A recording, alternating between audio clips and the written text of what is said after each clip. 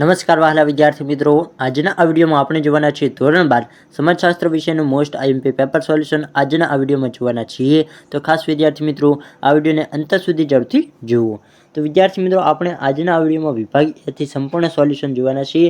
તે પહેલાં જણાવી દઉં કે જો તમારે સંપૂર્ણ પેપર સોલ્યુશનની પીડીએફ જોઈતી હોય તો આ વિડીયોના ડિસ્ક્રિપ્શન બોક્સમાં સંપૂર્ણ પેપર સોલ્યુશનની લિંક આપી દઈશ, તો ત્યાંથી તમે સંપૂર્ણ પીડીએફને વાંચી શકો છો। તો ચાલો વિદ્યાર્થી મિત્રો હવે વધુ તમારો ટાઈમ વેસ્ટ ન કરતા આજના આ વિડીયોની શરૂઆત કરીએ। અને ખાસ વિદ્યાર્થી મિત્રો જણાવી દઉં કે જો તમારે વિભાગ એમાં તમને વિકલ્પોના જવાબ આવડતા હોય તો તમે કોમેન્ટ બોક્સમાં લખી શકો છો, જેનાથી મને પણ ખબર પડે કે તમને કેટલા વિકલ્પોના સાચા જવાબ આવડે છે। તો પ્રથમ પ્રશ્ન નંબર 1 છે કે ભારત દેશ કેટલા ચોરસ કિલોમીટર ભૌગોલિક ક્ષેત્રફળમાં ફેલાયેલો છે? ફટાફટ વિદ્યાર્થી મિત્રો જવાબ આવડતો હોય તો તમે કોમેન્ટ બોક્સમાં લખી શકો છો। જે પણ વિદ્યાર્થીઓને જવાબ આવડતો હોય તે કોમેન્ટ બોક્સમાં લખી શકે છે ભારત દેશ કેટલા ચોરસ કિલોમીટર ભૌગોલિક ક્ષેત્રમાં ફેલાયેલો છે। તો જવાબ આવશે એ કે 32,87,263 ચોરસ કિલોમીટરમાં।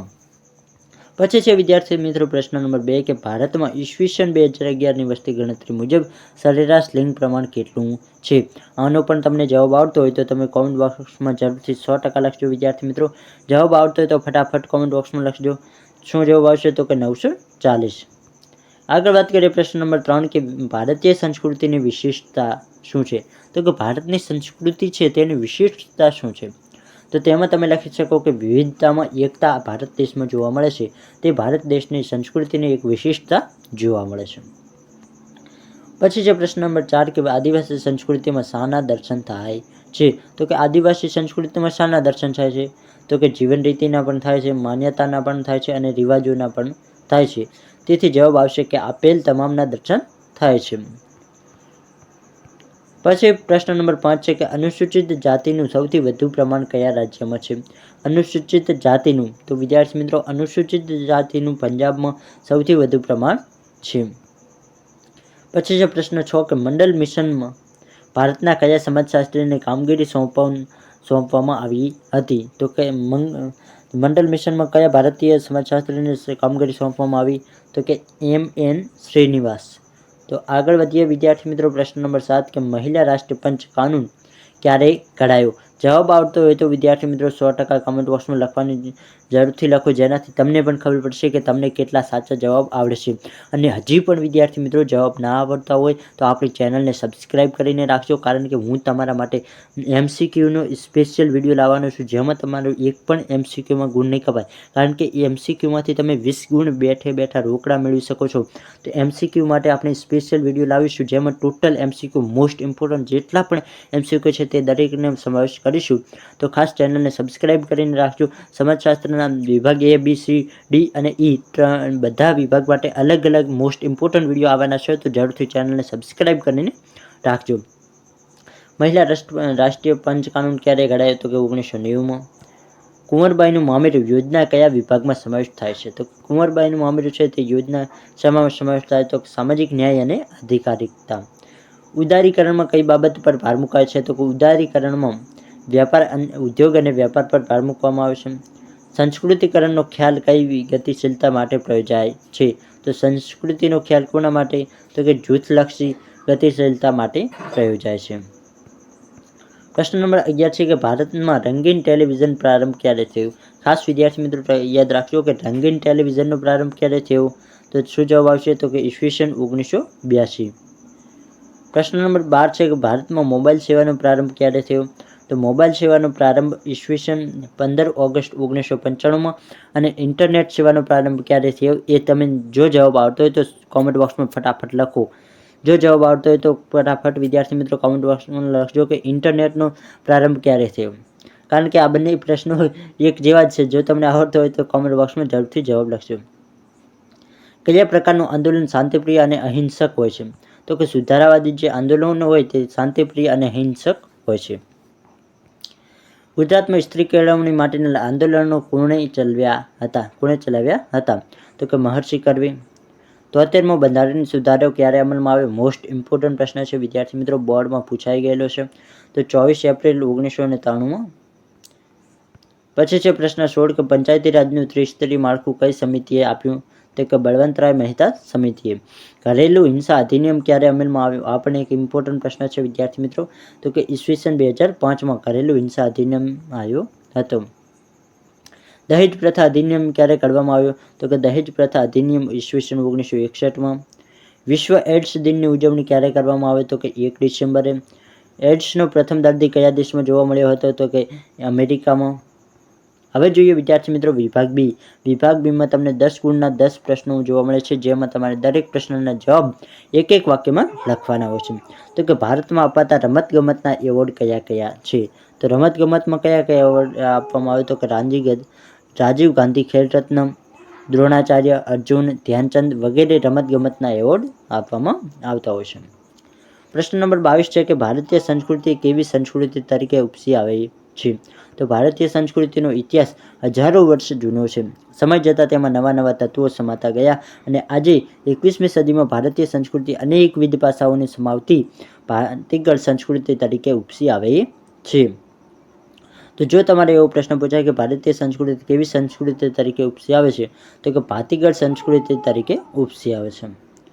અનુસૂચિત જનજાતિની વ્યાખ્યા આપો. ખાસ વિદ્યાર્થી મિત્રો તમારે યાદ રાખવાનું છે, અનુસૂચિત જાતિ અને અનુસૂચિત જનજાતિ બંનેમાં ફરક છે. તો ખાસ તમારે ધ્યાનપૂર્વક પ્રશ્નને વાંચીને પછી જ જવાબ લખવાનો છે, નહીં તો તમે 1 ગુણ ખોઈ બેસશો. એટલે ખાસ વિદ્યાર્થી મિત્રો તમારે ધ્યાનપૂર્વક બોર્ડનો પેપર આવે ત્યારે શાંતિપૂર્વક વિચારીને જ પ્રશ્નનો જવાબ લખવાનો. બંધારણની કલમ 342 માં રાષ્ટ્રપતિ દ્વારા બહાર પાડેલ સૂચિમાં જેનો સમાવેશ થયો છે તે જાતિઓને અનુસૂચિત જનજાતિઓ કહેવામાં આવે છે. ફેક્ટરી એક્ટ ક્યારે ઘડાયો? તો કે ઈસવીસન 1948માં. સંસ્કૃતિકરણનો ખ્યાલ કોણે આપ્યો? તો કે MM શ્રીનિવાસે. યુએનઆઈનું પૂરું નામ શું છે? તો કે યુનાઇટેડ ન્યૂઝ ઓફ ઇન્ડિયા. આંદોલનનો ઉદ્દેશ જણાવો. તો કે આંદોલન શા માટે કરવામાં આવે છે? તો કે આંદોલનનો ઉદ્દેશ પ્રવર્તમાન સમાજ વ્યવસ્થામાં ફેરફાર કરવાનો હોય છે.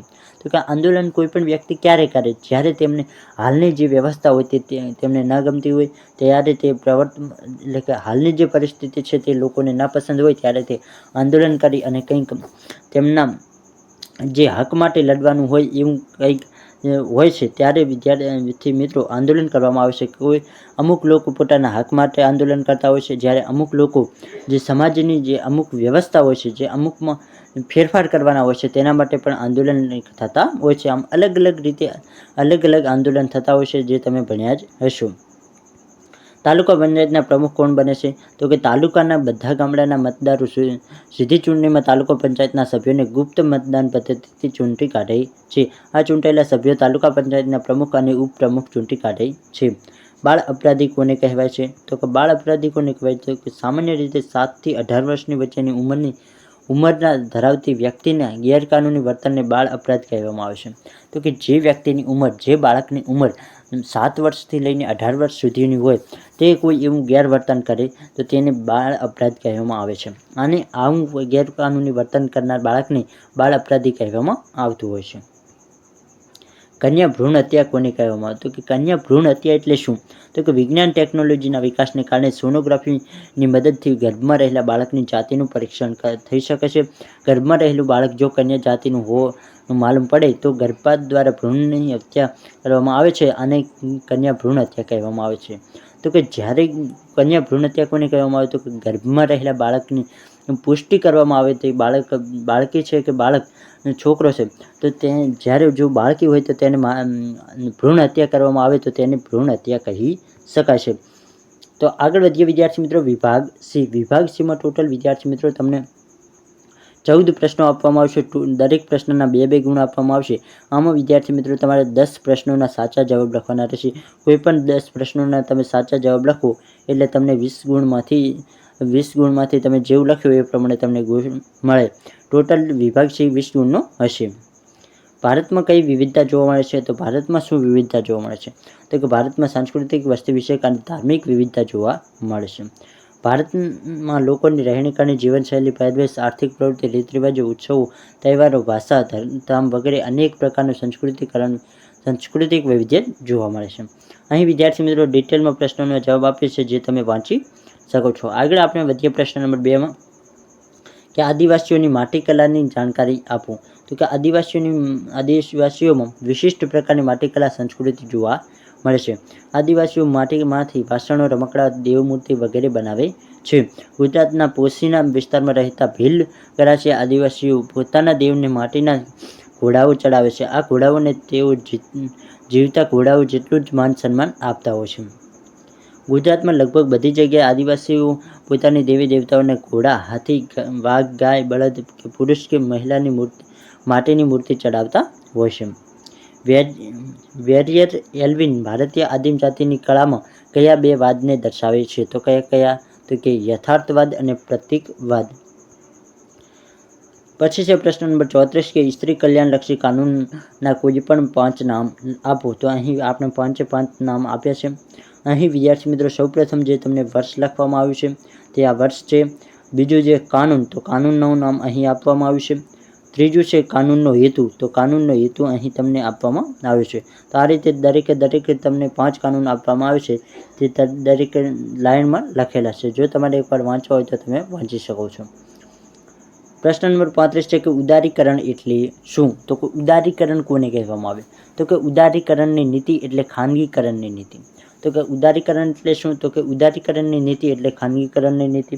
સરકાર દ્વારા ઉદ્યોગોના ક્ષેત્રે વધુમાં વધુ પરવાના મૂડીરોકાણ નફાની પ્રાપ્તિ માટે ખાનગી ક્ષેત્ર માટે અનુકૂળતા કરી આપવાનો સમાવેશ તેમાં થાય છે.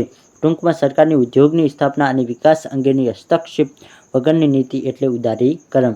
તો ઉદારીકરણ કોને કહેવામાં આવે? તો કે ટૂંકમાં સરકારની ઉદ્યોગોની સ્થાપના અને વિકાસ અંગેની હસ્તક્ષેપ વગરની નીતિ એટલે ઉદારીકરણ. અહીં તેના વિશે પણ વધુ ડિટેલમાં આપ્યું છે જે તમે વાંચી શકો છો અથવા તો તમે તૈયાર કરવું હોય તો તૈયાર પણ કરી શકો છો. ડેવિડ બર્ગરનું સંચાર મોડેલ સમજાવો. તો ડેવિડ બર્ગરનું સંચાર મોડેલમાં શું છે? તો કે SMCR તેમનું પ્રત્યાયન મોડેલ રજૂ કરેલ છે જે નીચે મુજબ છે. SMCRનું પૂરું નામ શું છે? તો કે સોર્સનો મતલબ થાય પ્રેષક, સંદેશો મોકલનાર, મેસેજ સંદેશો અને ચેનલ એટલે કે માધ્યમ અને રિસીવર એટલે કે પ્રાપ્ત કરતા, સંદેશો મેળવનાર. તો કે SMCRનું પૂરું નામ શું? તો કે સોર્સ, મેસેજ, ચેનલ, રિસીવર અને તેનો ગુજરાતીમાં અર્થ પણ અહીં લખેલો છે. પ્રેષક એટલે કે સંદેશો મોકલનાર, સંદેશો માધ્યમ અને સંદેશો મેળવનાર. 37મો પ્રશ્ન છે કે સામાજિક આંદોલન કોને કહેવામાં આવે છે? તો કે સામાજિક આંદોલન કોને કહેવામાં આવે? તો સામાજિક આંદોલન એ સામાજિક પ્રક્રિયા છે. મોટે ભાગે સામાજિક પરિવર્તન ધીમું અને બિન આયોજિત હોય છે, પરંતુ લોકોની અપેક્ષાઓ, દૃષ્ટિકોણ બદલાઈ જતાં કેટલીક વખત પ્રવર્તમાન સમાજના દૂષણો દૂર કરવા માટે અને નવી જીવન પદ્ધતિ પ્રસ્થાપિત કરવા માટે લોકોને કોઈક સામૂહિક પગલું લેવાનું જરૂરી લાગે છે તેવા સામૂહિક પગલાંને સામાજિક આંદોલન કહેવામાં આવે છે. તો કે સામાજિક આંદોલન કોને કહેવામાં આવે? તો કે સમાજમાં કોઈ એવા નિયમો, એવા રૂઢિરિવાજો હોય જે સમાજને નુકસાન પહોંચાડતા હોય તેને દૂર કરવા માટે જ્યારે કોઈ આંદોલન કરવામાં આવે તેને સામાજિક આંદોલન કહી શકાય છે. 38મો પ્રશ્ન છે કે ગ્રામ સભા વિશે તમારે ટૂંકમાં લખવાનું થાય તો તમે ગ્રામ સભા વિશે અમુક મુદ્દા લખી શકો છો. જેમ કે ગામના બધા મતદારો ગ્રામ સભાના સભ્યો છે. ગ્રામ સભા પ્રત્યે ગ્રામ પંચાયત જવાબદાર છે. ગ્રામ પંચાયતના અંદાજપત્ર અને વિકાસ કાર્યક્રમની ગ્રામ સભા વિચારણા કરે છે. વર્ષમાં 2 વખત ગ્રામ સભાની મીટિંગ યોજવાની હોય છે. યુવા અજંપાનો અર્થ આપો. તો કે યુવા અજંપા એટલે શું? તો કે યુગ પરિવર્તનના સ્પર્ધાત્મક સંજોગોમાં યુવાનો જીવનમાં ઈચ્છાઓ, અપેક્ષાઓ કે ધ્યેય પ્રાપ્ત કરવાના માર્ગમાં કોઈ અંતરાય કે અવરોધ અનુભવે ત્યારે તેની અસર તેમના માનસપટ પર થાય છે. યુવા વર્ગના માનસમાં ધ્યેય પ્રાપ્તિની અને વંચિતતાની જે અસર ઉદ્ભવે છે તેને અસંતોષ કહે છે. યુવાનોનો આ અસંતોષ યુવા અજંપો તરીકે ઓળખી શકાય છે. 40મો પ્રશ્ન છે કે નશીલા દ્રવ્યોના વ્યસનનો અર્થ સ્પષ્ટ કરો. તો કે નશીલા દ્રવ્યોનો અર્થ તમારે સ્પષ્ટ કરવામાં આવે તો કે વિશ્વ આરોગ્ય સંસ્થા વિદ્યાનોની સમિતિએ આપેલું નશીલા દ્રવ્યોના વ્યસનનો અર્થ આ પ્રમાણે છે. તો કે બંધારણ એટલે કોઈ કુદરતી કે કૃત્રિમ નશીલા પદાર્થ કે દ્રવ્ય જેનું વારંવાર સેવન કરવાને લીધે પેદા થતી અમુક નિશ્ચિત સમયગાળાની નશાયુક્ત અવસ્થા કે જે તે વ્યક્તિ અને સમાજ બંને માટે વિઘાતક હોય છે. તો કે એ વ્યક્તિ માટે પણ ખરાબ કહેવાય અને જે સમાજ માટે પણ એ ખરાબ છે. તો કે નશીયો વસ્તુ એવી છે જે સમાજ અને વ્યક્તિ બંનેને નુકસાન કરે છે અને સમાજ જે વ્યક્તિના પરિવારને તો ખાસ મોટું નુકસાન કરે છે. આમાં નશીલા પદાર્થોનું સેવન કરવાની સતત અને અનિવાર્ય જરૂરિયાત, એનું પ્રમાણ વધારવાની વૃત્તિ તથા તે પદાર્થો શારીરિક માનસિક અવલંબન વગેરે બાબતોનો સમાવેશ થાય છે. તો અહીં વિદ્યાર્થી મિત્રો આપણે વિભાગ C સુધી ટોટલ 40 પ્રશ્નો સુધી સંપૂર્ણ સોલ્યુશન જોયું છે. જો તમને આજનો આ વિડીયો પસંદ આવે તો વિડીયોને લાઇક કરો, તમારા દરેક મિત્રો સુધી આ વિડીયોને શેર કરો.